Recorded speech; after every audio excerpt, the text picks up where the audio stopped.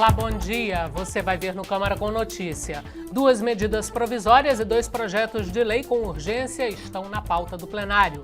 Deputados discutem a defasagem dos valores repassados pela Caixa Econômica Federal aos agentes lotéricos. Do Salão Verde, ao vivo, Carolina Nogueira. Logo mais, às 10 horas da manhã, será apresentado na CCJ relatório sobre recurso de Eduardo Cunha contra a decisão do Conselho de Ética, que pede a cassação do mandato dele. Hoje é terça-feira, 5 de julho, agora em Brasília, 9 horas. Esses são os destaques do Câmara com Notícia, que está começando agora. Depois de 2 semanas de pouca movimentação por causa das festividades juninas, a previsão para esta semana é de retomada dos trabalhos no plenário da Câmara. 2 medidas provisórias e 2 projetos de lei com urgência trancam a pauta. Uma das MPs cria normas para controle de dopagem durante as Olimpíadas e as Paraolimpíadas. A outra medida provisória destina 420 milhões de reais para ações de controle da microcefalia e do mosquito Aedes aegypti, transmissor do vírus Zika, da dengue e da febre chikungunya. O líder do governo interino reclamou por essas matérias não terem sido votadas já nesta segunda-feira, como estava previsto. Nós sabemos que temos que enfrentar a obstrução da oposição, que o regimento da casa permite, e temos matérias importantes. Então isso é lamentável, se realmente essa for a decisão, e não termos mais um esforço concentrado essa semana, o que nos traz transtornos, não só para... obviamente o governo, mas principalmente para o país. Os 2 projetos que trancam a pauta tratam de combate à corrupção. Um deles tipifica o crime de enriquecimento ilícito de servidores e agentes públicos, entre eles políticos, e o outro estabelece a perda antecipada por medida cautelar dos bens obtidos com corrupção. Mesmo com toda essa pauta, a previsão é de que os deputados também analisem o projeto que muda regras para a gestão dos fundos de pensão. A proposta estabelece mecanismos de transparência, profissionalização de gestores e tem como um dos objetivos reduzir a influência política na gestão. O ponto mais polêmico é a mudança nas regras de indicação para conselhos fiscais e deliberativos, com a criação dos chamados conselheiros independentes. Para dar lugar a esses conselheiros independentes, perdem espaço aqueles indicados pelos beneficiários dos fundos. Na governança desses recursos, nós temos metade paritário, a presença desses servidores, que são os proprietários do fundo. O que o governo Temer quer é tirar o poder dos proprietários do fundo, dos donos do fundo, opinar no seu gerenciamento. Então, em vez de ter 3 dos servidores e 3 da patronal, passará a ter 2 dos servidores, 2 da patronal e 2 indicados do mercado. Houve desvios, há sérios indícios de corrupção e falta de profissionalismo. Então, nós estamos avançando muito com essa nova lei complementar, introduzindo uma série de figuras, a auditoria interna, o comitê de investimentos, a participação de um membro independente no comitê de investimentos e na auditoria. 9 horas e 3 minutos em Brasília. A gente começa indo direto ao Salão Verde conversar com a repórter Carolina Nogueira. Bom dia, Carol. Bom dia, Cláudia. A expectativa era de uma semana de muitas votações, mas a falta de quórum derrubou as sessões marcadas para ontem, tanto a sessão ordinária quanto a extraordinária que aconteceriam nessa segunda-feira. A reunião de líderes, que também estava marcada para ontem, foi remarcada para logo mais às 3 horas da tarde. Antes disso, às 2 tem sessão ordinária. A expectativa é começar, então, votando as medidas provisórias que trancam a pauta, a MP 716 e a MP 718, que a gente viu na matéria. Sobre tudo isso, a gente conversa agora com o deputado Zé Geraldo, que é vice-líder do PT do Pará, e também com o deputado Nelson Marqueselli, do PTB de São Paulo. Deputado, a gente começa conversando com o senhor. Por que não aconteceu essa sessão ontem? A expectativa do senhor é que ainda haja esse esforço concentrado para muitas votações essa semana? Ou o senhor acha que isso desarticulou? Não, é preciso. Nós temos muitas medidas provisórias, tem projetos na pauta importantes, mas o pessoal do Norte e Nordeste não deixa de jeito nenhum a festa junina. E nós queremos abraçá-los e recebê-los hoje para a gente dar continuidade nessa votação, que é importante para o país. O senhor acha, então, que deve passar pelo menos as 2 medidas provisórias, ou o senhor acha que chega até o projeto dos fundos de pensão? Eu acho que passam as 2 medidas provisórias e vamos discutir o fundo de pensão. O deputado Marcos Pestana é um estudioso da arte, do setor, apresentou as emendas, sugestões, um bom relatório. Eu acho que a gente deve prestigiá-lo, porque isso é bom para o país. Deputado Zé Geraldo, sua expectativa para essa semana de votação? Olha, a minha expectativa é que nós possamos render bastante, porque uma Câmara que há 2 semanas não rende nada, não funciona, é natural que nós precisamos trabalhar terça, quarta e quinta de forma intensiva. Agora, é preciso ressaltar que há um clima muito ruim na Câmara dos Deputados, ainda se discute se caça ou não caça Eduardo Cunha, não se legitima o atual vice-presidente da Câmara que está aí, posto pelo Supremo Tribunal Federal. Então, essa disputa interna na Câmara, né, de um grupo que defende o vice-presidente, de outro que ainda tenta salvar o mandato de Eduardo Cunha, é muito ruim para o Poder Legislativo, mas eu espero que nós vamos render essa semana. A expectativa do senhor para a votação do projeto dos fundos de pensão, a gente viu que há muita polêmica com essa questão dos conselhos, de mudar a paridade na composição dos conselhos. O senhor acha que essa matéria já tá madura para ser votada? Olha, essa para mim é a matéria mais polêmica para nós do Partido dos Trabalhadores. A nossa bancada deve discutir exaustivamente, se for preciso obstruir, nós vamos obstruir. Nós não concordamos, né, com esta proposta, na verdade é uma interferência desnecessária, né, em nome da moralidade, em nome de uma boa gestão, mas na verdade é uma interferência do mercado e a gente sabe que o mercado tem sido um contribuinte, inclusive, para gerar corrupção na vida pública nesse país. Deputado Nelson Marquiselli, daqui a pouquinho às 10 horas, o relator do recurso apresentado pelo deputado Eduardo Cunha lá na CCJ, contra a decisão do Conselho de Ética de cassar o mandato dele, deve apresentar o relatório.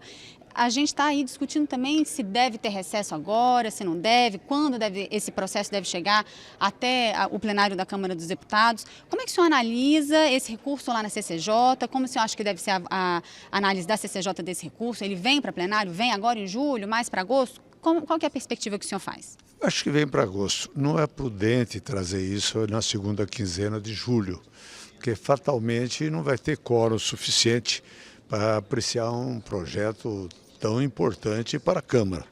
Eu acho que esse recurso vai ser apreciado na comissão, a CCJ deve se manifestar e provavelmente em agosto esse projeto de cassação virá para o plenário da Câmara Federal. Deputado Zé Geraldo, o senhor concorda? Deve ter mesmo esse recesso branco aí no final de julho ou o senhor acha que isso deve acontecer logo? Eu acho que tem que acontecer o que é normal, né? Nós já tivemos no passado 1 mês de recesso na Câmara. Hoje nós temos 15 dias. É bom lembrar que todas as assembleias legislativas já estão em recesso. E nós estamos em um ano de campanha eleitoral, nós estamos vivendo o tempo da pré-campanha. Então todos os parlamentares estão se programando para, nestes 15 dias, estar atuando em seus estados, né? O recesso parlamentar é um momento que o parlamentar não está aqui na Câmara, mas que ele está intensificando, pelo menos a grande maioria, o seu trabalho, as suas bases, os seus estados. E já que nós só temos 15 dias, nós temos que tirar os 15 dias dentro da normalidade e não ficar querendo inventar um outro calendário, porque isso não rende nem para os parlamentares para fazer o seu trabalho no Estado e nem rende também para a própria casa. Deputado Zé Geraldo, deputado Nelson Marquiselli, muito obrigada pela participação aqui conosco. A gente volta ao estúdio. O deputado Ronaldo Fonseca, relator na Comissão de Constituição e Justiça do recurso apresentado pelo presidente afastado da Câmara, Eduardo Cunha, adiou para hoje a entrega do parecer. A CCJ informou que, apesar de o prazo regimental ter terminado ontem, na prática, o relatório pode ser entregue até o início da sessão do colegiado, marcado para amanhã, às 10 da manhã. O deputado Eduardo Cunha tenta reverter a decisão do Conselho de Ética, que pede a cassação de seu mandato. Uma decisão da Comissão de Segurança Pública da Câmara reduz a possibilidade de se afastar ou condenar policiais e outros agentes públicos à perda do cargo pela prática de tortura.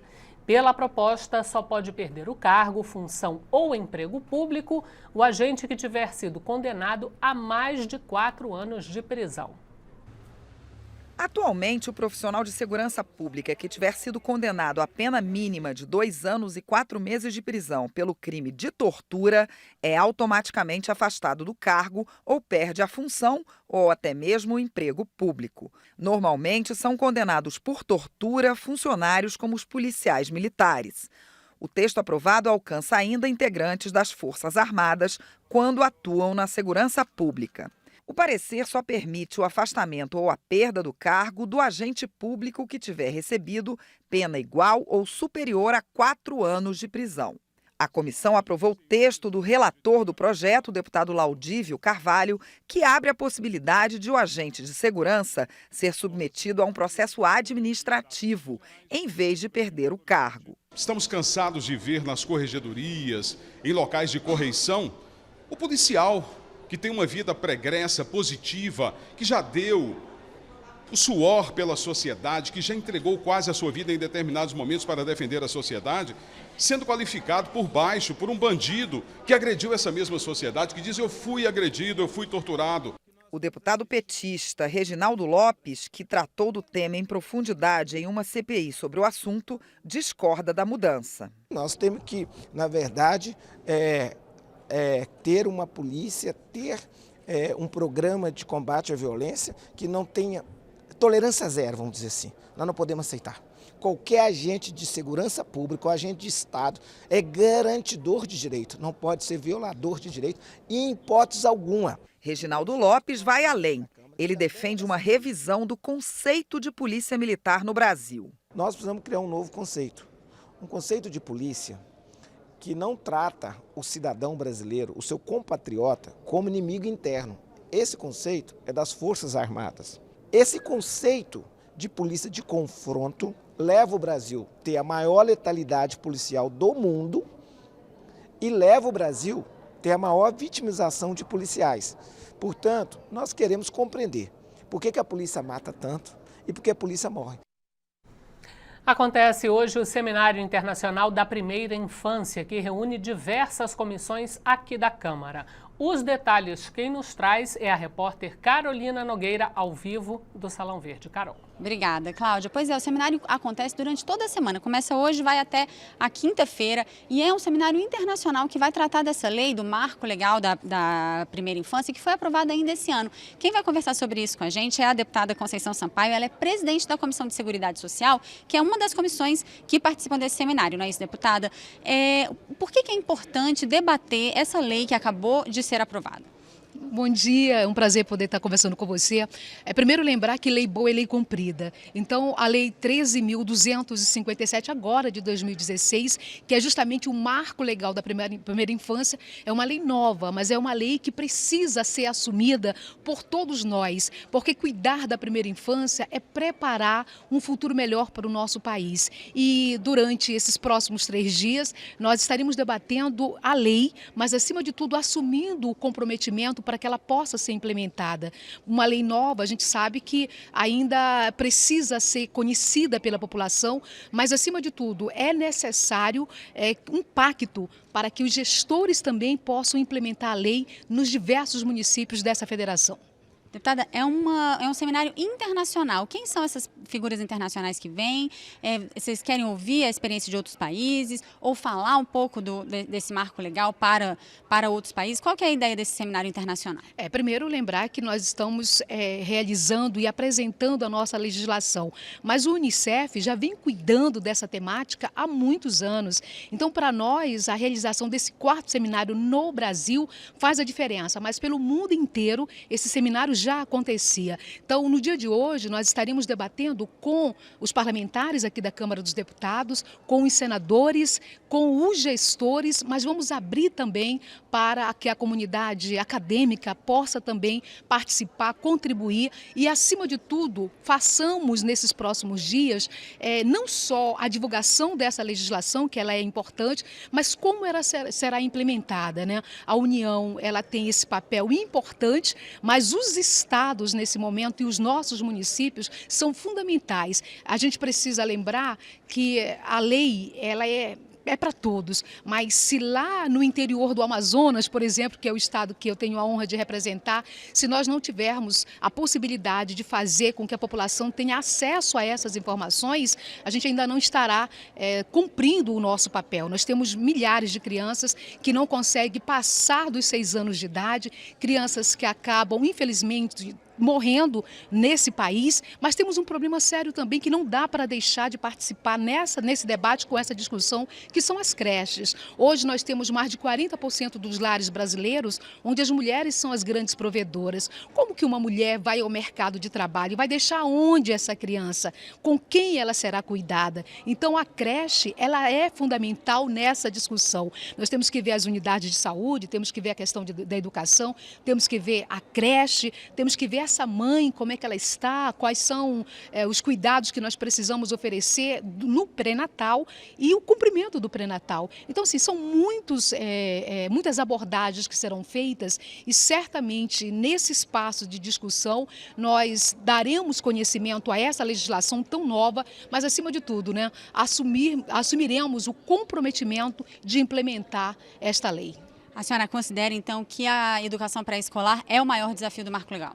É um grande desafio, é um grande desafio. A gente não pode pensar no futuro sem fazer os investimentos no presente. E o presente é justamente a gente perceber que de 0 a 6 anos é só olhar o que a Sociedade de Pediatria fala, é só perceber a importância da amamentação, da licença paternidade hoje, para a gente entender que esse futuro que nós queremos dar para o Estado brasileiro depende principalmente do olhar que nós temos hoje com as nossas crianças.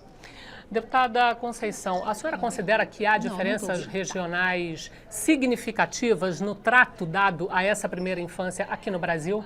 A deputada não está ouvindo bem, eu vou repetir a pergunta para ela. A deputada, ela pergunta se a senhora acha que tem diferenças regionais no trato dado à primeira infância aqui no Brasil. Se o atendimento é muito diferente de região a região. É muito diferente. Por isso que nós não podemos dividir o Brasil, mas não dá para fazer uma política pública sem perceber essas diferenças. É claro que quando nós falamos da realidade da região norte, da região nordeste, a gente não pode entender uma única legislação, uma legislação mãe sim, mas como ela vai ser implementada, aí ela depende sim da realidade de cada lugar.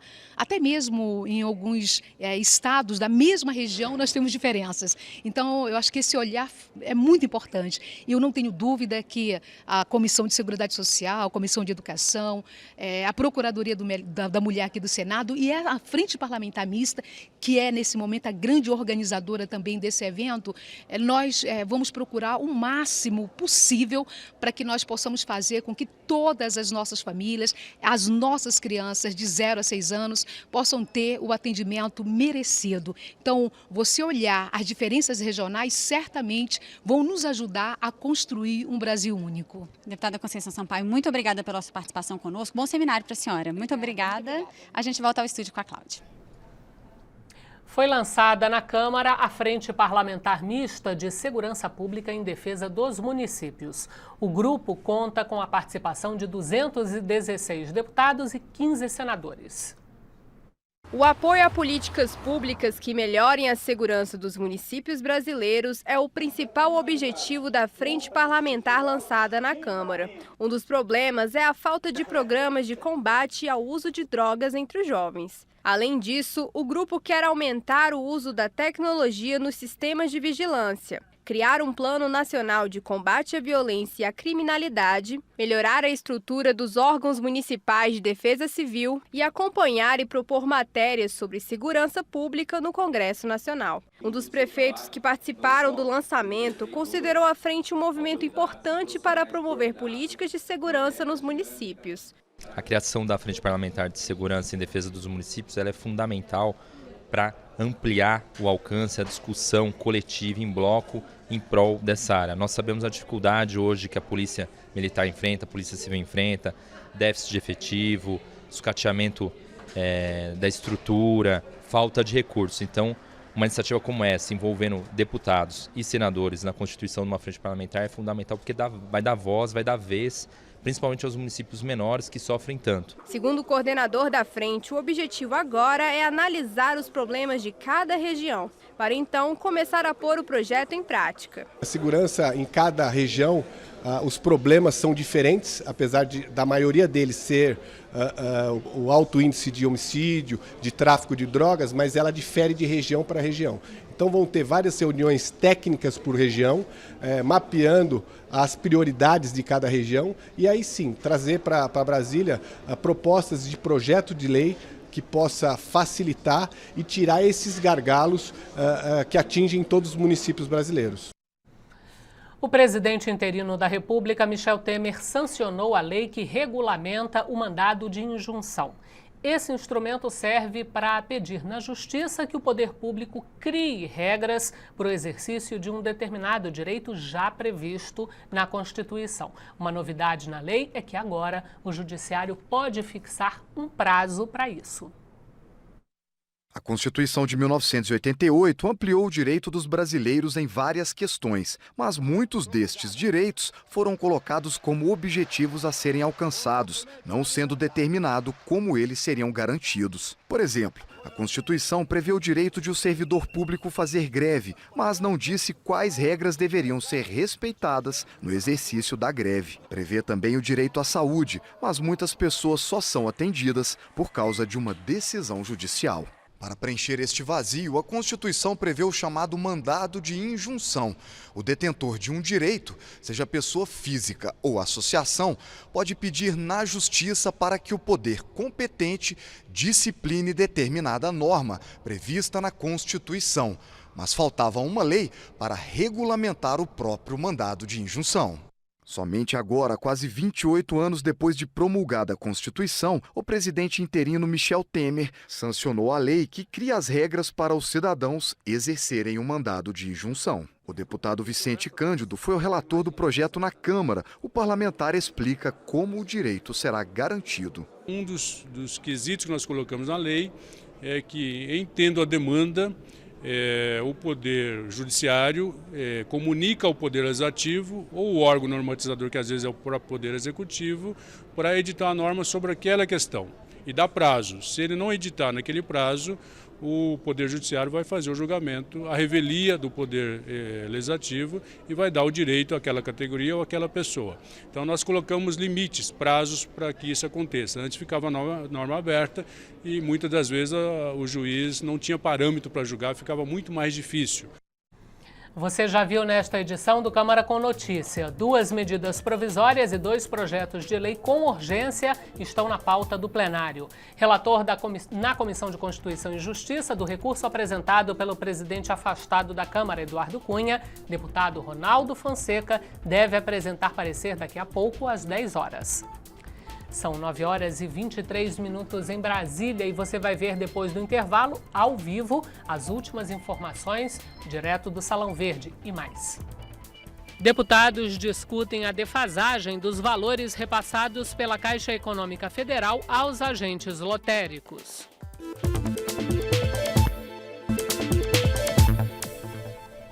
São 9 horas e 24 minutos em Brasília. O Câmara com Notícia está de volta para informar que há um outro seminário hoje aqui na Câmara. Esse da Comissão de Relações Exteriores.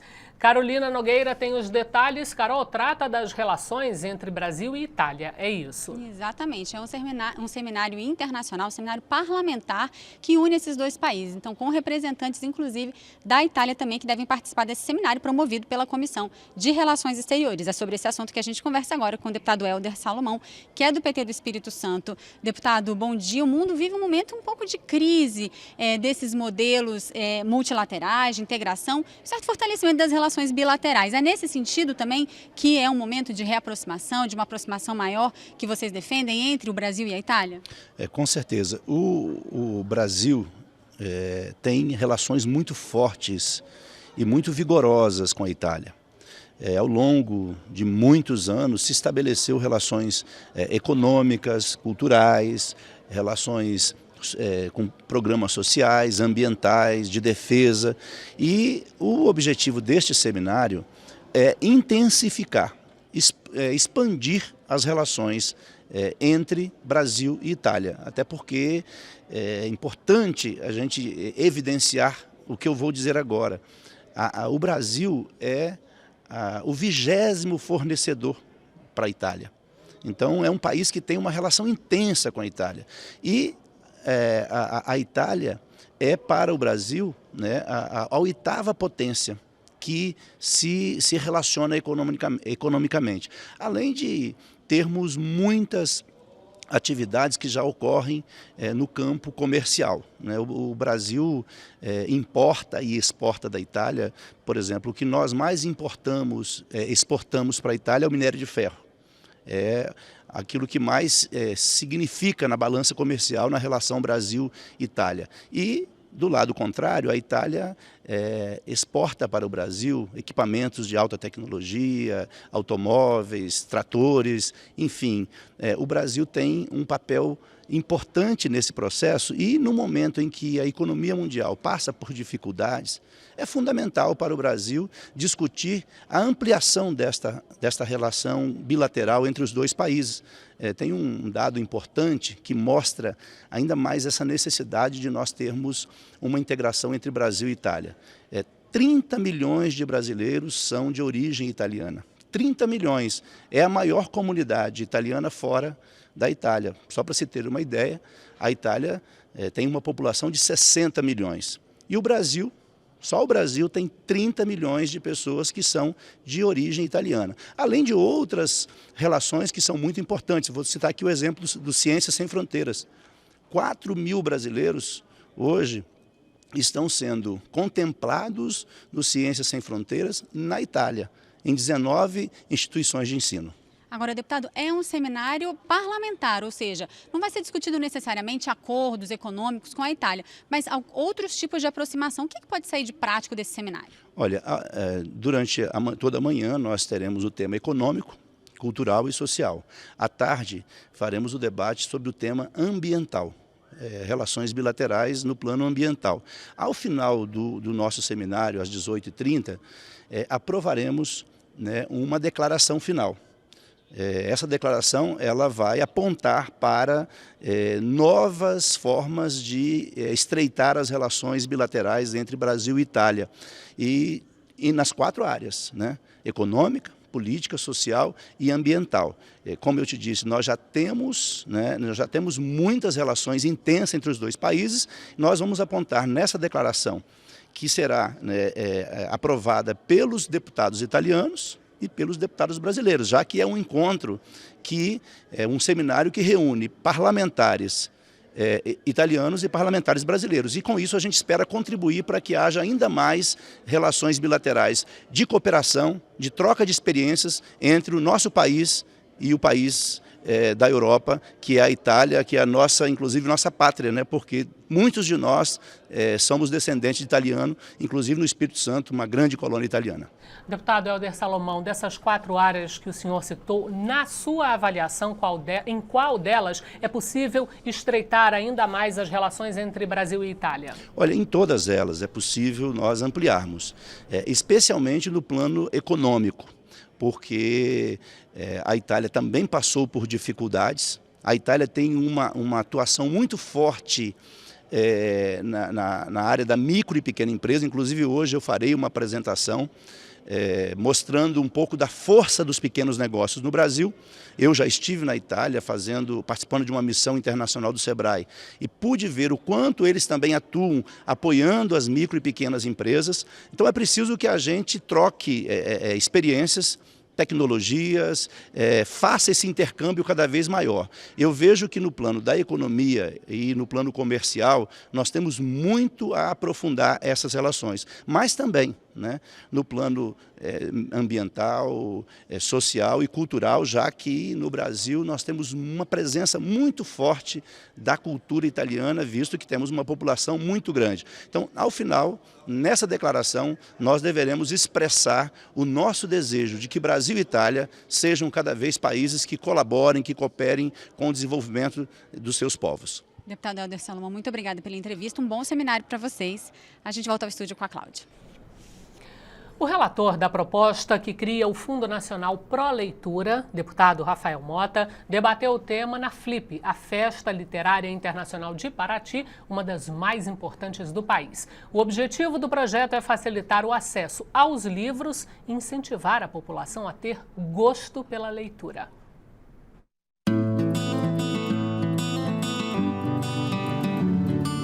Há 14 anos, Paraty, no litoral do Rio de Janeiro, se transformou no destino de quem gosta de livros.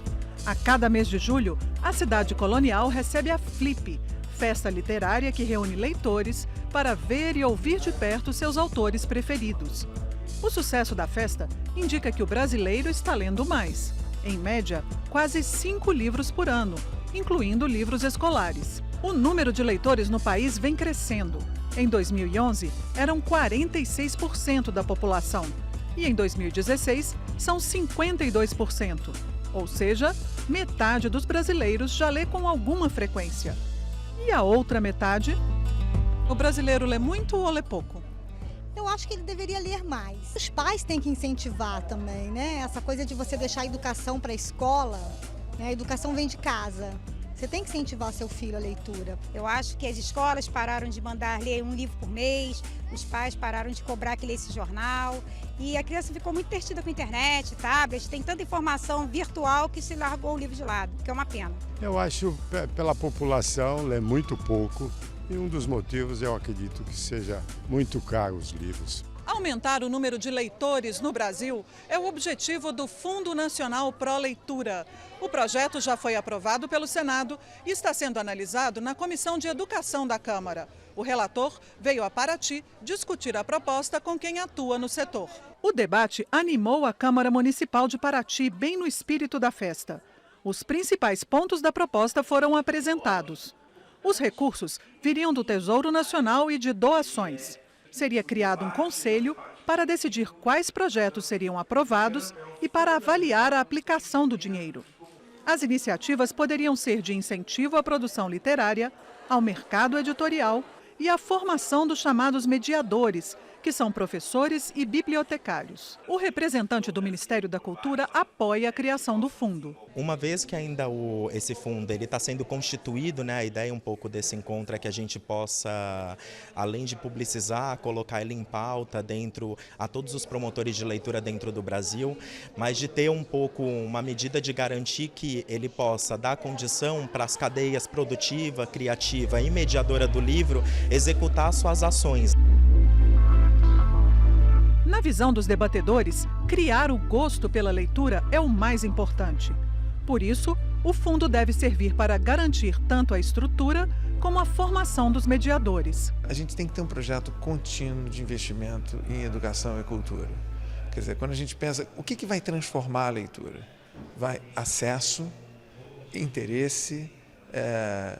Então você, por exemplo, tem um projeto de bibliotecas comunitárias e bibliotecas escolares permanente, né, de formação, e não é só acervo, não é só a construção da biblioteca em si, mas são as pessoas que trabalham lá, são os projetos que estão envolvidos, a maneira que você tem de atrair a comunidade para estar presente. Esse fundo, ele vem auxiliar o trabalho que já é desenvolvido dentro dessas bibliotecas, que na sua maioria estão em localidades onde o Estado não tem atuação, não tem braço para chegar ainda.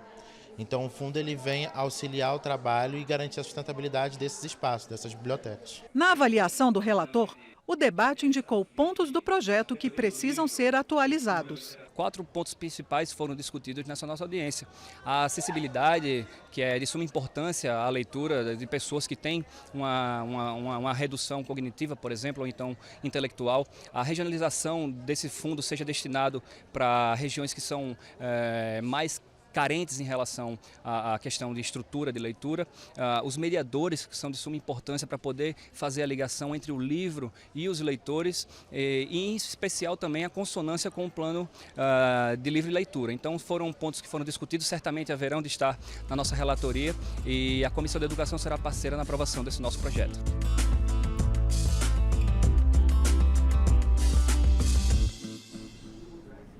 Bom, depois da Comissão de Educação, o projeto que cria o Fundo Nacional para a Leitura precisa ser aprovado pelas comissões de Cultura, de Finanças e Tributação e de Constituição e Justiça. E é exatamente com o presidente da Comissão de Constituição e Justiça que eu converso agora, ao vivo. Deputado Osmar Serralho, bom dia. O senhor está no corredor das comissões aguardando o início da reunião da Comissão de Constituição e Justiça. E há uma expectativa de que seja apresentado nessa reunião o relatório do deputado Ronaldo Fonseca, do PROS aqui do Distrito Federal, em relação a recursos do presidente afastado da Câmara, Eduardo Cunha. Isso deve acontecer mesmo, deputado? Bom dia. Bom dia. Na verdade, nós não temos reunião da Comissão de Constituição e Justiça, até porque nós estamos com a pauta trancada, nós não podemos apreciar nenhuma proposta a não ser o recurso do deputado Eduardo Cunha. O que nós estamos é apenas aguardando a presença, e já está vindo, já mantive contato com ele, com o deputado Ronaldo Fonseca, que é o relator deste recurso na Comissão de Constituição e Justiça. E ele vai me entregar agora, né, o relatório dele e o voto, e para que nós possamos amanhã, aí sim, fazer a leitura do parecer na sessão, na verdade, que já está marcada para as 10 horas de amanhã. Deputado Osmar Serralho, Carolina Nogueira aqui, estou falando aqui ao vivo do Salão Verde, gostaria de perguntar para o senhor, essa reunião então deve acontecer amanhã, tem muita gente preocupada com prazos, né? A expectativa de um recesso branco a partir da segunda quinzena de julho. O senhor acha que esse recurso vai ser apreciado imediatamente, na sessão de amanhã mesmo, na CCJ? Qual que é a expectativa que o senhor faz para o desenrolar desse recurso aí na Comissão de Constituição e Justiça? Na verdade, nós estabelecemos um cronograma que evidentemente ele não é matemático. A gente fica sendo surpreendido com essas coisas, como, por exemplo, o esforço concentrado. O esforço concentrado, se nós tivéssemos efetivamente o esforço concentrado em data de ontem, nós teríamos a presença de deputados. Só que isso também não estava previsto no nosso cronograma. Para nós pegamos o normal das reuniões da CCJ e, levando em conta isso, é que nós estabelecemos a agenda. Por que eu digo isso? Porque, de um lado, acham que nós estamos segurando para que isso ocorra no recesso. Outros acham que nós estamos atropelando e, aliás, segurando para que isso só vá para agosto e, portanto, nada no recesso. E outros acham que nós estamos atropelando. Agora, eu coloco aqueles que estão nos assistindo pela TV Câmara o seguinte: se cair no recesso, vão dizer que nós fizemos cair no recesso, porque quanto menos deputados houver aqui, mais plausível será a vitória do Eduardo Cunha, porque nós precisamos de 257 deputados presentes votando pela cassação, pelo impeachment, né, aspas, do presidente. Então, o recesso pode beneficiar o Eduardo Cunha. Se a gente conduzir para o recesso, nos acusam. Se nós levarmos para agosto, nos acusam. Por isso que eu disse, eu estou de cabeça tranquila, eu estou obedecendo exatamente aquilo que é possível. Mas você prorrogou prazo de sexta-feira, que deveria apresentar. Tudo bem. Se apresentasse sexta-feira para mim, eu teria que marcar a audiência para hoje. Se hoje nós estivéssemos lendo, qual seria o proveito?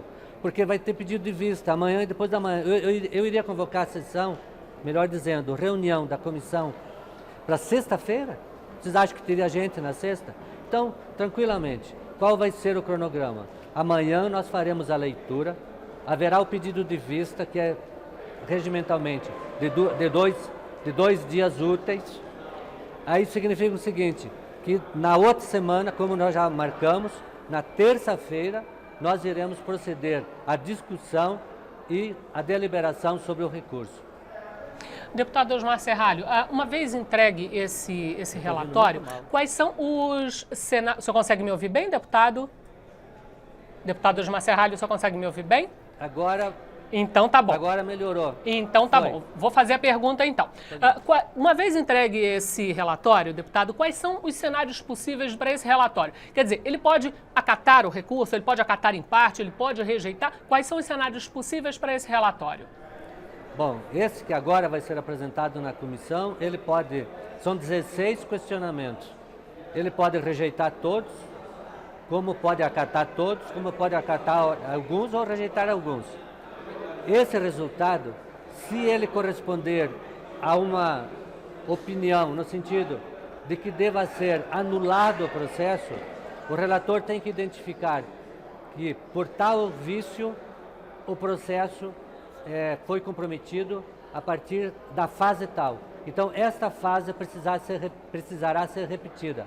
Se o plenário, não é o voto dele, se o plenário da Comissão de Constituição e Justiça acatar.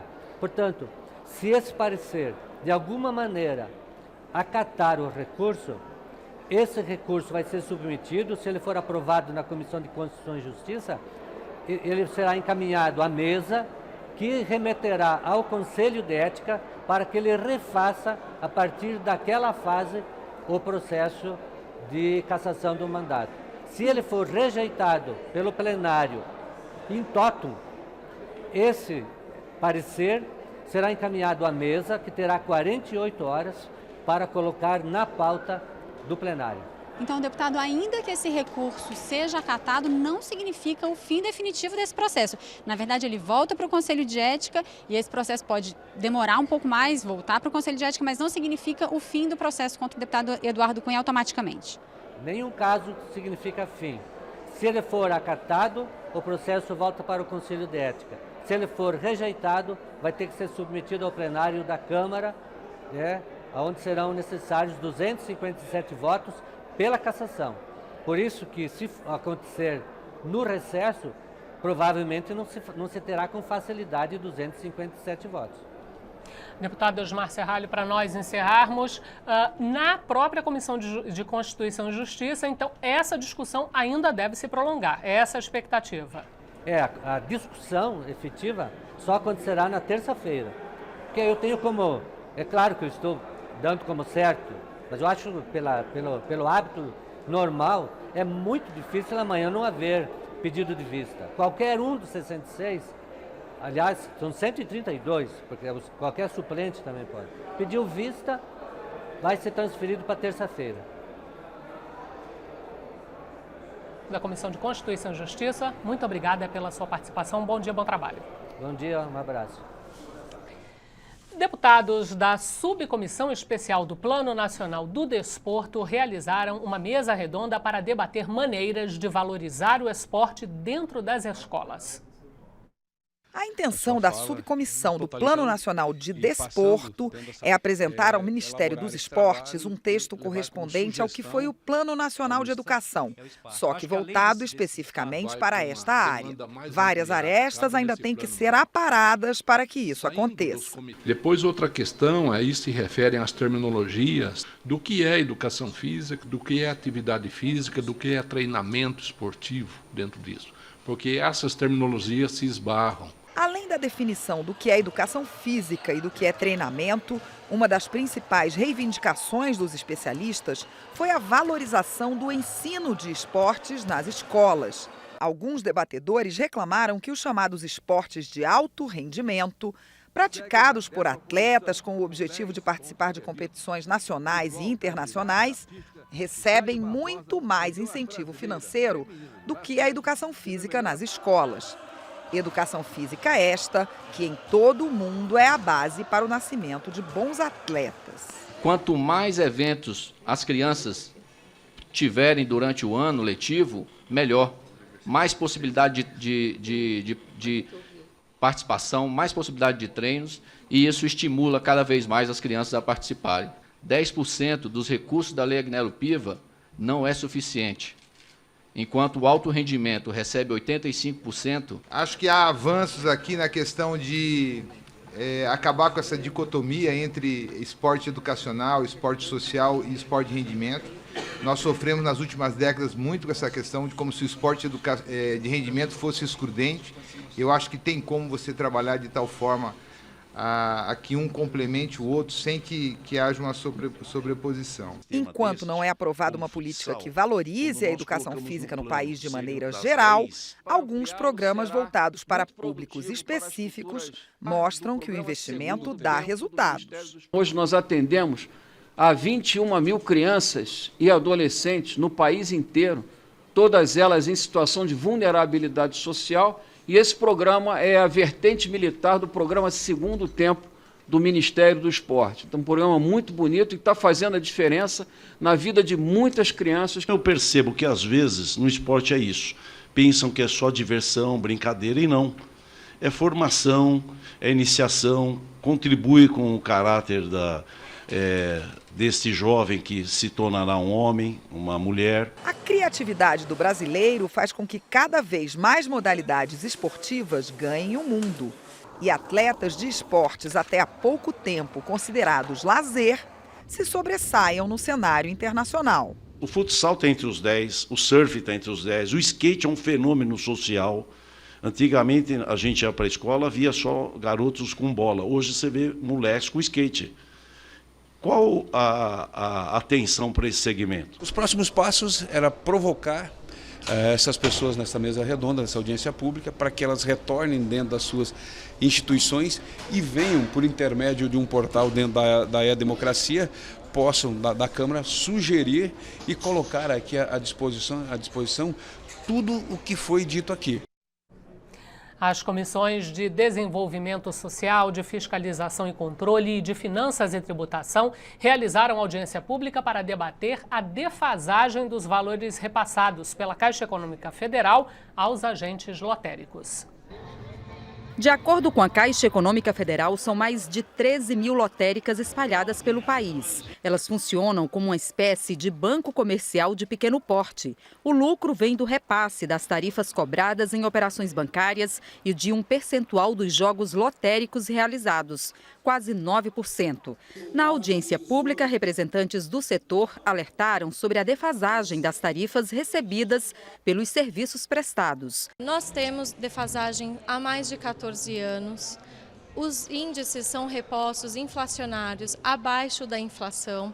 Esses índices são repassados a cada 2 anos para nós e dentro desses 2 anos eles não acompanham a inflação do período. Eles também cobraram maior rigor da Caixa Econômica Federal em licitações para a contratação de lotéricas. Para Maria Lúcia, que é dona de uma lotérica, é preciso exigir um estudo de viabilidade técnica para não afetar o equilíbrio financeiro do setor. A média de faturamento das lotéricas é de até R$25 mil por mês. Hoje está igual a farmácia, um na esquina. Eles colocaram correspondente bancário do lado da casa lotérica. Entendeu? Então fica difícil, é concorrente e concorrente. O deputado Valtenir Pereira, da Comissão de Fiscalização e Controle, defende a criação de uma comissão especial para promover a mediação entre os agentes lotéricos e a Caixa Econômica. Para ele, hoje a relação entre as partes é desigual. Para a Caixa Econômica é muito barato ter o lotérico lá na ponta, porque o risco de assalto é do lotérico, ele que tem que bancar o carro forte para poder transportar o dinheiro que não é do lotérico, é da Caixa Econômica Federal, de responsabilidade da Caixa Econômica Federal. Então muitos levam prejuízos. Outra alternativa discutida durante a audiência pública é a aprovação do marco regulatório dos jogos no Brasil.